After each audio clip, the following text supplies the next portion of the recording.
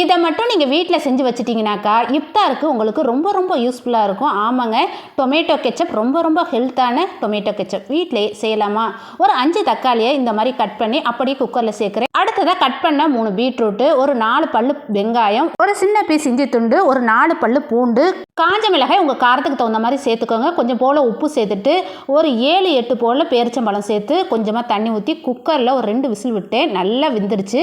இதை அப்படியே மிக்சர் ஜாரில் சேர்த்துட்டு நைஸாக அரைச்சிட்டு வந்துடலாம். இப்போ இஃப்தாருக்கு உங்களுக்கு டேஸ்டான ஒரு டொமேட்டோ கெச்சப் ரெடி ஆயிடுச்சு பாருங்கள். இப்போ மிக்சர் ஜாரில் அப்படியே அரைச்சதை இதை அப்படியே ஃபில்ட்ரு பண்ணி நல்லா வடிச்சிருங்க. ஏன்னா இதில் சக்கையெல்லாம் இருக்குல்ல, இதை அப்படியே எடுத்துட்டு ஸ்டவ்வில் ஒரு பேன் வச்சுருக்கேன். அதை இப்போ நம்ம வடிகட்டினதை அப்படியே இதில் சேர்க்குறோம். சேர்த்துட்டு இதில் சக்கரை தேவைக்கேற்ப சேர்த்துக்கோங்க. உங்கள் சுகருக்கு தகுந்த மாதிரி கூட குறைச்சி சேர்த்துக்கோங்க. ஏன்னா நான் அதில் பேரிச்சம்பழம் ஏற்கனவே சேர்த்துருக்கேன்.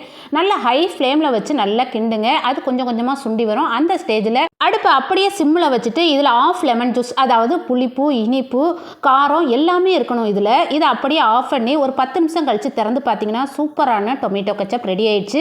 இது அம்புட்டு டேஸ்ட்டுங்க. புளிப்பு, இனிப்பு எல்லாமே டேஸ்ட்டாக இருக்குது. இதை நான் ஒரு முறை செஞ்சு பார்த்துட்டேன். இனிமேல் நான் கடைகளில் போய் வாங்கவே மாட்டேன். நீங்களும் அலுப்பு பார்க்காம கண்டிப்பாக இதை செஞ்சு வச்சுக்கோங்க. உங்களுக்கு ரொம்பவே யூஸ்ஃபுல்லாக இருக்கும்.